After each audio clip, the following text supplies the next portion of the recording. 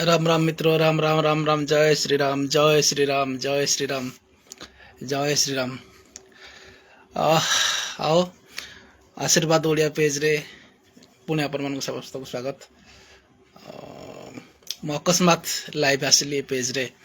Actually live session हो, मेरा कुछ जरूर मैसेज था आपको आप तक पहुंचाने के लिए। मेरा कुछ जरूर मैसेज था आपको, इसलिए वही मैसेज मैं आपको मैसेज कर रहा हूँ। और आशीर्वाद ओडिया पेज रे पुणे आपण मान बहुत बहुत स्वागत।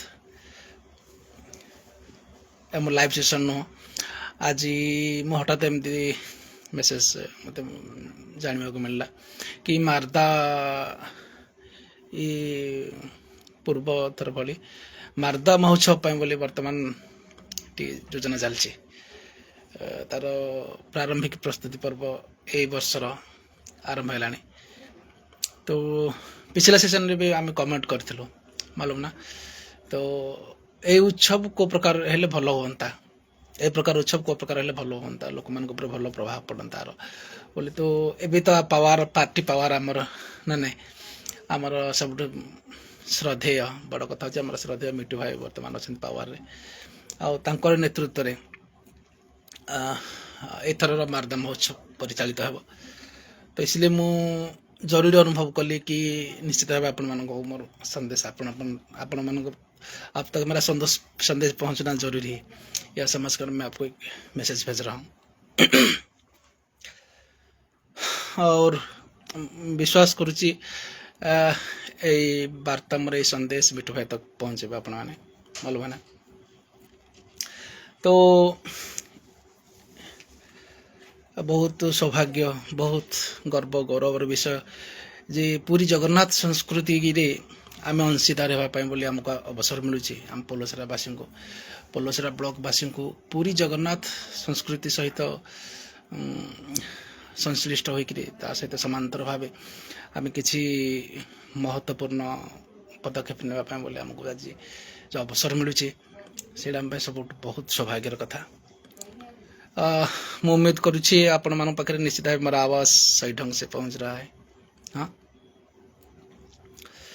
तो मित्र माने कौन कहती ना, ये जो सामग्रिक भाव ये संपूर्ण रूपे जगन्नाथ संस्कृति, पूरी जगन्नाथ संस्कृति पर्यवेक्षित है। ये मारदा संस्कृति कोई किसी संस्कृति किसी स्वतंत्र संस्कृति नुह, किसी स्वतंत्र संगठन नुह, किसी स्वतंत्र अनुष्ठान नुह। ये पूरी जगन्नाथ संस्कृति एक पार्ट मालूम है ना। सौभाग्यवशतः आर पुनरुद्धार करने बोली निकट 10-15 वर्ष तलू जो प्रकार गोटे श्रद्धा भाव आमको देखा मिलूँ। पिछले दिने अतीत समय सब अनुभव आम करना।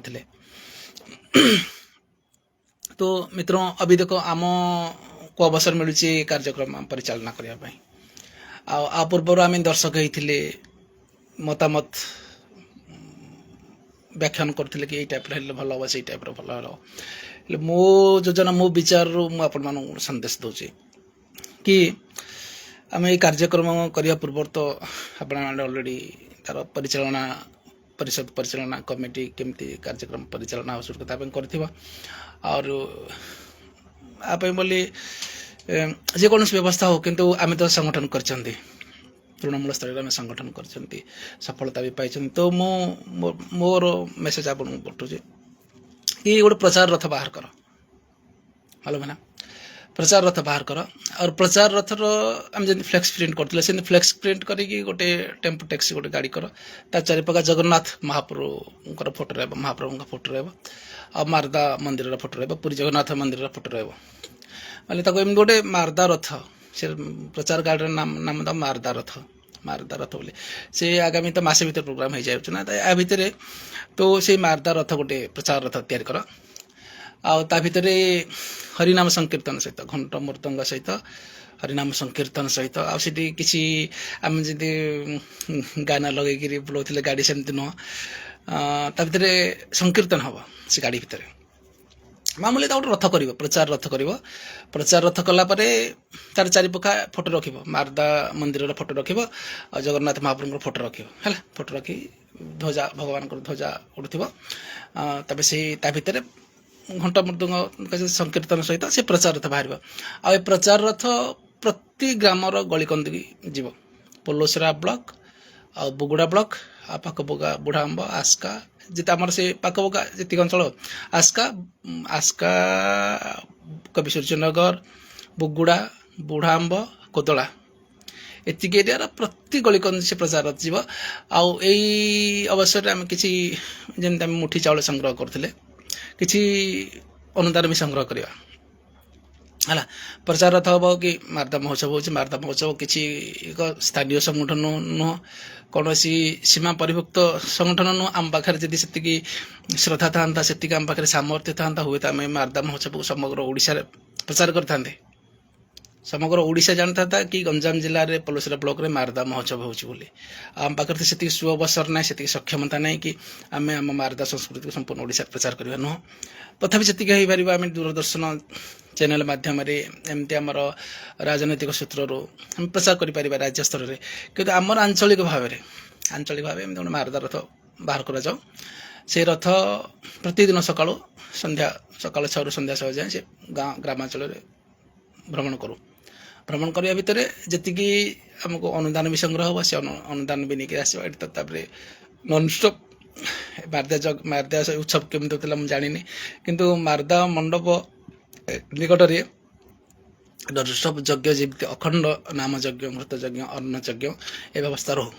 ଅଖଣ୍ଡ ଯେତେ ଦିନ 3 ଦିନ 4 ଦିନ ଯେତେ ଦିନ କାର୍ଯ୍ୟକ୍ରମ ରହିଛି ମାରଦା ଉତ୍ସବର, ଅଖଣ୍ଡ ନାମ ଯଜ୍ଞ, ଅନ୍ନ ଯଜ୍ଞ ଆଉ ଘୃତ ଯଜ୍ଞ ପରିବେଷଣ ହଉ।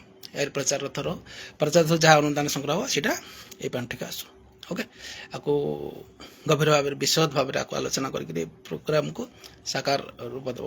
ଆକୁ କେମିତି ଢଙ୍ଗରେ କେମିତି କରୁଥିଲ ନିଶ୍ଚିତ ଭାବେ ପ୍ରଚାର କରୁଥିବ। ହାଲୋ ହାଲୋ ହାଲୋ, ମାରଦାର ଉତ୍ସବ ହେବ, ଆସିବ ସମସ୍ତେ ଏକାଠି ହେବ, ହେ। କିନ୍ତୁ ଏଇ ଢଙ୍ଗରେ ଯଦି କରିବ ଭଲ, ଆଦର୍ଶ ଢଙ୍ଗରେ ଏ ପ୍ରଚାର କର। ଆଉ ପ୍ରଥମେ ମୂଳ କଥା ହେଉଛି ଆମକୁ ମାନସିକ ଭାବେ ପ୍ରସ୍ତୁତ ହେବାକୁ ପଡ଼ିବ କି ଆମେ ବବୁଲ ସୁପ୍ରିୟକୁ ଆଣିବା, ଇରା ମହାନ୍ତିକି ଆଣିବା, ପପୁ ପମ୍ପଙ୍କୁ ଆଣିବା। ଏସବୁ ଦୁର୍ବୁଦ୍ଧି, କୁବୁଦ୍ଧି, ଅପସଂସ୍କୃତି, ଗନ୍ଧିଆ ବିଚାର ମନରୁ ବାହାର କରିଦେବା, ବୁଝିଲା ନା। ଆମେ ଓଡ଼ିଶାର ଉତ୍କଳର ପରମ୍ପରାକୁ ଏଠି ଜଗନ୍ନାଥ ସଂସ୍କୃତି ସହିତ ଉତ୍କଳୀୟ ପରମ୍ପରାର ଆମେ ଏଠି ପର୍ଯ୍ୟବେକ୍ଷଣ କରିବା, ବୁଝିଲା ନାହିଁ।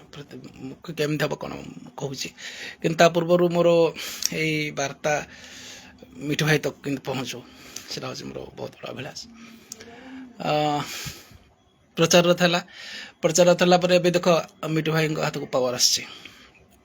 ତ ମୋର ଗୋଟେ ବହୁତ ବଡ଼ ଅଭିଳାଷ ଥିଲା, ଖାସ୍ ମୋ ହାତରେ ଏତିକି ପାୱାର ଥାନ୍ତା କି ମାରଦାର ପାଚେରିଆ ଯେତିକି ପରିବେଶ, ଯେତିକି ପରିସର ଅଛି ନା, ତାହେଲେ ତାର ଚାରିପାଖରେ ଆମେ ଜମି ବଢ଼େଇ ପାରିବା, ମାଲୁମ ଅଛି ନା। ତା ଚାରିପାଖରେ ଆମେ ଜମି ବଢ଼େଇକି ଆଉ 2 ଏକର ହଉ 4 ଏକର ହଉ କେତିକି ବଢ଼େଇ ପାରିବା।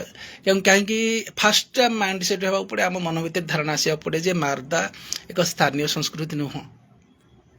ମାରଦା ଏକ ସ୍ଥାନୀୟ ସଂସ୍କୃତି ନୁହଁ, କୌଣସି ବ୍ଲକର ସଂସ୍କୃତି ନୁହଁ, କୌଣସି ଜିଲ୍ଲାର ସଂସ୍କୃତି ନୁହଁ। ଏଇଟା ହେଉଛି ଓଡ଼ିଶାର ସଂସ୍କୃତି, ଜଗନ୍ନାଥ ପରମ୍ପରାର ସଂସ୍କୃତି। ତା ପାଖରେ ତ 15-20 ଏକର ଜମି ଅଛି ନା, ବୁଝିଲ ନା। ତ ଆମେ ମାରଦା ପରିସରଟାକୁ ଆଉ ଟିକେ ବଢ଼େଇ ପାରିବା। ଯେତିକି କମ୍ପାଉଣ୍ଡ ବର୍ତ୍ତମାନ ଅଛି, ସେ କମ୍ପାଉଣ୍ଡକୁ ଆଉ ସେତିକି ଆମେ ଆସାନରେ ବଢ଼େଇ ପାରିବା। ହୁଏତ ଲୋକମାନଙ୍କ ସହିତ, ସ୍ଥାନୀୟ ଲୋକମାନଙ୍କ ସହିତ ବୁଝାମଣା କରିକି ଏପଟ ସାଇଡ଼୍ ତ ତଳ ସାଇଡ଼୍ ଜଗନ୍ନାଥ ମହାପ୍ରଭୁଙ୍କର ଜମି ଅଛି, ତ ବାକି ସାଇଡ଼୍ ଯେତିକି ପ୍ରାଇଭେଟ୍ ଲୋକଙ୍କର ଅଛି ସେମାନଙ୍କ ସହିତ ବୁଝାମଣା କରିକିରି ଆମେ ତାକୁ ଅନ୍ୟ ଜାଗାରେ ଜମି ଦେଇକିରି ଅଥବା ତାର ଉଚିତ ମୂଲ୍ୟାୟନ କରି ଆମେ ଜମି ଗ୍ରହଣ କରିକି ମାରଦା କ୍ୟାମ୍ପସଟା ଯେତେ ଖାଲ ଢିପ ଅଛି ତାକୁ ପେକଅପ୍ କରିକି ଆମେ ଗୋଟେ ପରିବେଶର ବଢ଼େଇବା। ଯେମିତି କି ଲିଙ୍ଗରାଜ ମନ୍ଦିର ପରିବେଶ ହଉ କି ଜଗନ୍ନାଥ ମନ୍ଦିର ପରିବେଶ ହଉ, ଯେମିତି ତାର କମ୍ପାଉଣ୍ଡ ଯେଉଁ ପ୍ରକାର ହେଇଛି, ଆମେ ସେମିତି ସେମିତି ଗୋଟେ ବିଶାଳ ପ୍ରାଚୀର ନିର୍ମାଣ କରିବା। ଯେତିକି ବର୍ତ୍ତମାନ ତାର କମ୍ପାଉଣ୍ଡଟା ଅଛି ମାରଦାର, ତାର 2 ଗୁଣ କି 4 ଗୁଣ ବୃଦ୍ଧି ହେବ, ଆଉ ବର୍ତ୍ତମାନ ପାର୍ଟି ପାୱାର ଯେକୌଣସି ନେତା ପାର୍ଟି ପାୱାର ଥିଲେ ଏତିକି ସେ କରିପାରିବ ଏଇଟା କରିବାଟା ବହୁତ ଆସାନ ଆ ଉପରେ ବିଚାର କରିବ ହେଲା କାହିଁକି ଯଦି ଶିବରାତ୍ରି ହେବ ଚିନ୍ତା କରନ୍ତୁ ଯଦି ଶିବରାତ୍ରି ହେବ ସପୋଜ ବି ନାମଯଜ୍ଞ ଅର୍ଣ୍ଣଯଜ୍ଞ ଘୃତଯଜ୍ଞ ସେଇଠି ଅଖଣ୍ଡ ନାମଯଜ୍ଞ ହେବ ଅର୍ଣ୍ଣଯଜ୍ଞ ହେବ ଘୃତଯଜ୍ଞ ଲୋକ ଆସିବେ ସୂର୍ଯ୍ୟ ଫାଷ୍ଟ ତ ରାସ୍ତାଟା ହେଇଗଲା ସବୁଠୁ ବଡ଼ କଥା ତାର ଦୁଇ ସାଇଡ୍ ବୃକ୍ଷରୋପଣ କିନ୍ତୁ ନାରିୟଲ ଗଛ ନଡ଼ିଆ ଗଛ ତାର ଦୁଇ ସାଇଡ୍ ନଡ଼ିଆ ଗଛ ଲଗେଇବ ବୁଝିଲା ନା ନଡ଼ିଆ ଗଛ ଲଗା ଖାଲି ମାଟି ସେଭ୍ ହେବ ରାସ୍ତା ଧସେଇବନି ରାସ୍ତା ବି ସେଭ୍ ହେବ ରାସ୍ତାକୁ ସୁନ୍ଦର ବି ବୁଝିଲା ତାପରେ କଥା ହେଉଛି ସେଇ କ୍ୟାମ୍ପସଟା ପଢ଼ିଲା ପରେ ଆମକୁ ସୁବିଧା କ'ଣ ହେବ ଏବେ ସପୋଜ ଶିବରାତ୍ରି ହେଉଛି ଶିବରାତ୍ରି ଜାଗର କରିବାକୁ ଆସୁଛନ୍ତି ନା ଯେମିତି ଆମର ପ୍ରତି ମନ୍ଦିର ଯେମିତି ଜାଗର କରିବା ପାଇଁ ଜମା ହେଉଛନ୍ତି ଲୋକ ସେଠି ବି ଜମା ହେବେ ତାହେଲେ ସେଠି ହଜାର ସଂଖ୍ୟାର ଲୋକ 50-100 ଖଣ୍ଡ ଗାଁର ଲୋକ ଆସିବି ସେଠି କରିପାରିବେ ତେଣୁ ଯଥାସମ୍ଭବ ଆମେ ଚତୁର୍ଦିଗରୁ ଯାହା ଗଛ ପଛ ଅଛି ତାକୁ କାଟିକିରି ସଫା କରି ଜମି ଗ୍ରହଣ କରି ଲୋକଙ୍କ ସାଙ୍ଗେ ମିଳିମିଶି ଚାହିଁବେ ଲୋକ ହେଇପାରିବ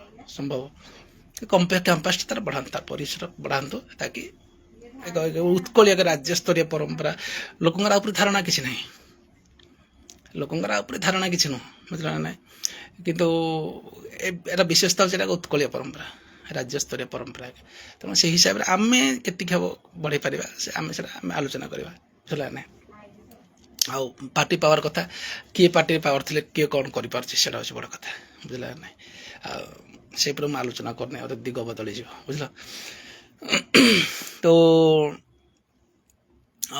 କ'ଣ ସେ ପ୍ରାଚୀରୀ ଯେମିତି ପଢ଼ିବ ସେ ତା ପାଇଁ ବୋଲି ଚେଷ୍ଟା କରାଯାଉ ବହୁତ ଭଲ ହୁଅନ୍ତା କାହିଁକି ଇଏ ଯୁଗ ଯୁଗ ପାଇଁ ରହିବ ବୁଝିଲା ନାହିଁ ଆମର ତ ମନ ଭିତରେ କଳ୍ପନା ଅଛି କେମିତି ପ୍ରତି ଗାଁରେ ଏମିତି ଗୋଟେ ପରିବେଶ ସୃଷ୍ଟି ହେବ ପ୍ରତ୍ୟେକ ଗାଁରେ ଭାରତରେ ଥିଲା ପୁରାତନ କାଳରେ ଥିଲା ପ୍ରତ୍ୟେକ ଗାଁରେ ଏମିତି ଗୋଟେ କାହିଁକି ବର୍ତ୍ତମାନ ଏସବୁ ପରିବେଶ ସଂକୀର୍ଣ୍ଣ ହେଇଯାଉଛି ବୁଝିଲା ନା ଏବେ ଦେଖ ଋଷି ହରିଦ୍ୱାର ହଉ ଋଷିକେଶ ହଉ ଇଏ ଆମର ସିମ୍ପଲି କାଶୀ ବାରାଣାସୀ ଦେଖ କାଶୀ ବାରାଣାସୀ ଶ୍ମଶାନ ଘାଟ ଥିଲା ବୁଝିଲା ସେଠି ବି ତୁମେ ବର୍ତ୍ତମାନ 10 ସ୍କୋୟାର ଫୁଟ ଜାଗା ସେଠି ତୁମେ କିଣିପାରିବନି ବୁଝିଲା ନାହିଁ ଆଉ ସବୁ ଜଗନ୍ନାଥ ପ୍ରଭୁଙ୍କର ଜାଗା ଯେତିକି ନାମରେ ଥିଲା ଠାକୁରଙ୍କ ନାମରେ ଯେତିକି ଜାଗା ଥିଲା ସେ ଜାଗାରେ ସବୁ ଘର ହେଇଗଲା ଘର ବିଲ୍ଡର ସବୁ କରି ସେ ଗୋଟେ ଭୂମି ଚାକଣ୍ଡ କୋଉଠି ନାହିଁ ବୁଝିଲା ନା ବର୍ତ୍ତମାନ ଜମିନର ଏତେ କିମତ ପଡ଼ୁଛି ତ ପ୍ରତ୍ୟେକ ଗାଁରେ ପୁରାତନ କାଳେ ଥିଲା କି ଯେମିତି ଗୋଟେ ଶିବ ମନ୍ଦିର ପରିବେଶ ରହୁଛି ମନ୍ଦିର ପରିବେଶ ଥିବ ମନ୍ଦିର ପରିବେଶରେ ମନ୍ଦିରରେ ଗୋଟେ କ୍ୟାମ୍ପସ୍ ଥିବ ଚାରିପାଖେ ଏମିତି ଗୋଟେ ପ୍ରାଚୀରୀ ଥିବ ତା ଭିତରେ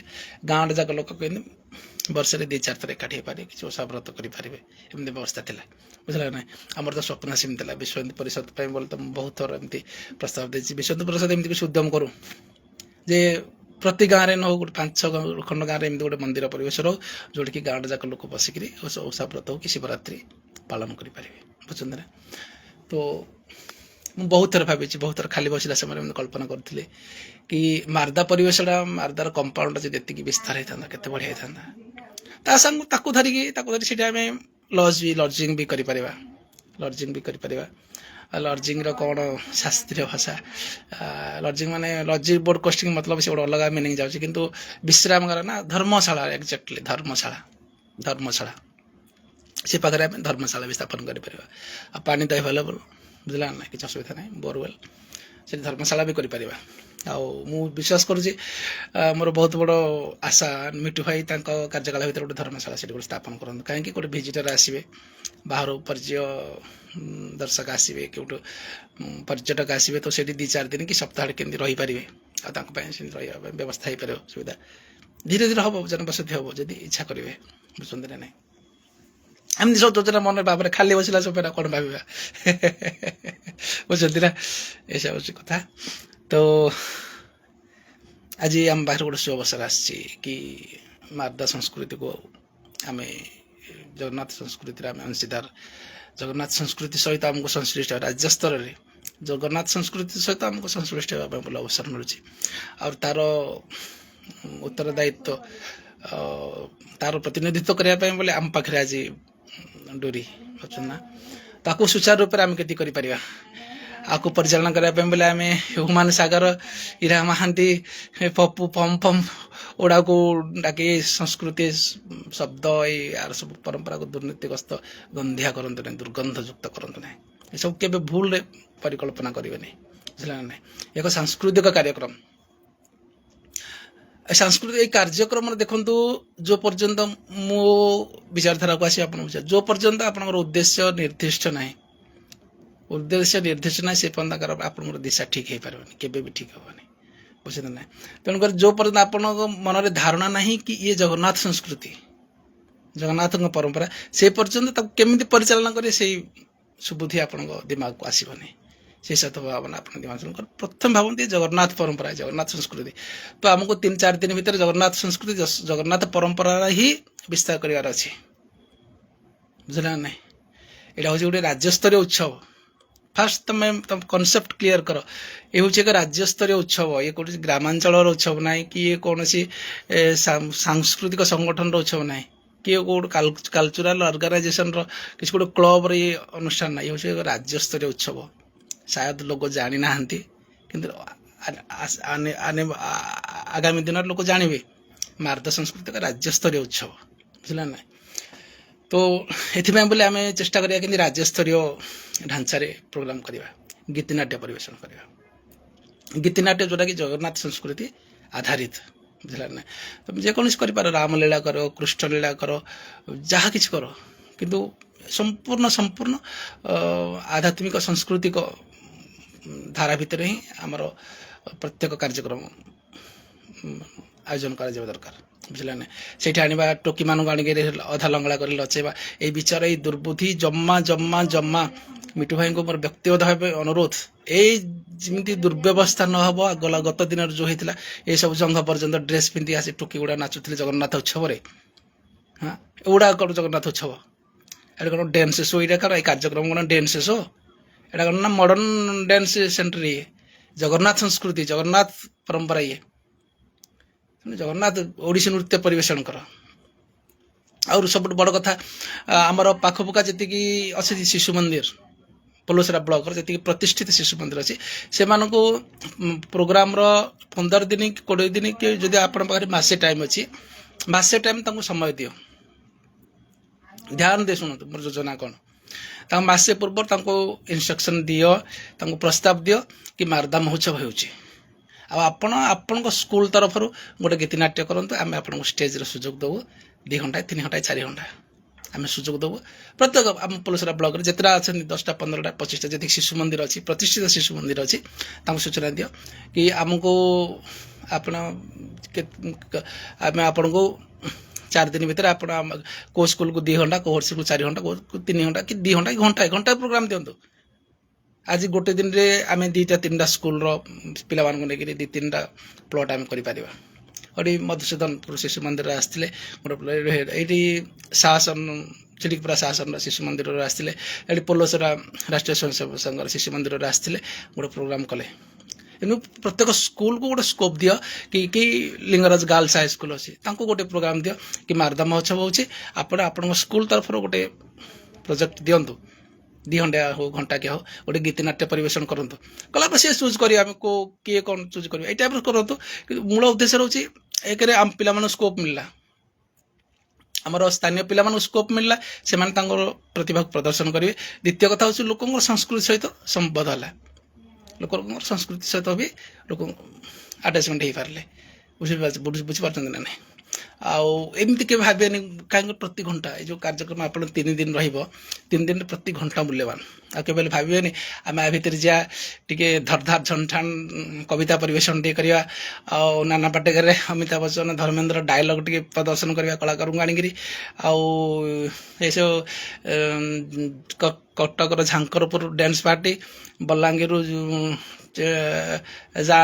रामजेन ना रामजेन डांस पार्टी बरहम तापरे राउरकेला गाजलपुर डांस पार्टी आनिबा नचेबा ए सब कलंक विचार दुर्बुद्धि गंधिया बुद्धि उनको आड़े स्थानीय स्कूल मान को गर्ल्स हाई स्कूल को अन्य को स्कूल भीतर जो माने कि आप जानते को स्कूल रे सांस्कृतिक कार्यक्रम करुआल प्रोग्राम कर गोपबंध हाई स्कूल एम प्रस्ताव दिंतु कि मारदा महोत्सव हो गोटे प्रोजेक्ट दिंतु गोटे गीतिनाट्य गोटे दिंतु से कहला आपको 3-4टा प्रोग्राम मिलगला है 3-4 दिन प्रोग्राम आपंकर आप राज्य स्तर जी पुरी जगन्नाथ संस्कृति कौन अच्छी जगन्नाथ परंपरा जगन्नाथ संस्कृति जी कि आपण थ्रू किसी गोटे राज्यवासी राज्यर प्रोग्राम राज्य स्तरीय प्रोग्राम में आपण थ्रू किसी गोटे इश्यू करूँ कि जगह से जगन्नाथ संस्कृति परिवेशन करेंगे से आसवे ବୁଝିଲା ନା।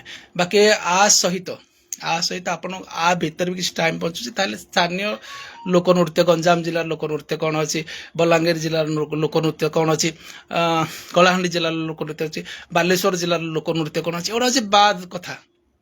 ଏ ପ୍ରୌଢ଼ୀ, ଇଏ ହେଉଛି ପ୍ରୌଢ଼ୀ, ଇଏ ଗୋଟେ ଗର୍ବ, ଇଏ ଗୋଟେ ଅଳଙ୍କାର, କାର୍ଯ୍ୟକ୍ରମ ପାଇଁ ଗୋଟେ ଅଳଙ୍କାର। କିନ୍ତୁ ଜଗନ୍ନାଥ ସଂସ୍କୃତି ସହିତ ଏସବୁର କିଛି ସମ୍ପର୍କ ନାହିଁ। କିନ୍ତୁ ଆମେ ପ୍ରୌଢ଼ୀ ଦୃଷ୍ଟିରୁ ଗୋଟେ ସମ୍ଭ୍ରାନ୍ତ ଦୃଷ୍ଟିରୁ ଏସବୁ ଆମେ ଅଳଙ୍କାର ଭାବେ ସଜେଇ ପାରିବା ଆ ସହିତ। କିନ୍ତୁ ଜଗନ୍ନାଥ ସଂସ୍କୃତିରେ ଏସବୁ କିଛି ନାହିଁ। ଆମେ ଛଉ ନୃତ୍ୟକୁ ଡାକି ଆଣିବା, ଆମେ ସେଇଠୁ କନ୍ଧ ନୃତ୍ୟକୁ ଡାକି ଆଣିବା, ଆମେ ସେଇଠୁ ଶଙ୍ଖର ପାଟିକି ଡାକି ଆଣିବା, ଏସବୁ ଡାକି ଆଣିବା। ଏ ଜଗନ୍ନାଥ ସଂସ୍କୃତି ସହିତ ଏସବୁର କିଛି ସମ୍ପର୍କ ନାହିଁ। କିନ୍ତୁ ଆଡ଼ିସନାଲ ଆକୁ ଆପଣ ୟୁଜ୍ କରିପାରିବେ ଆଡ଼ିସନାଲ ଭାବେ କି ହଁ ସେଇଥିରେ ଗୋଟେ ଲୋକନୃତ୍ୟ, ସେଇ ଜିଲ୍ଲାର ଲୋକନୃତ୍ୟ, ସେଇ ଜିଲ୍ଲାର ଲୋକନୃତ୍ୟ। କାହିଁକି ଫାଷ୍ଟ ମାଇଣ୍ଡ ସେଟ୍ ଏ କୋଇ ରାଜ୍ୟସ୍ତରୀୟ ପ୍ରୋଗ୍ରାମ,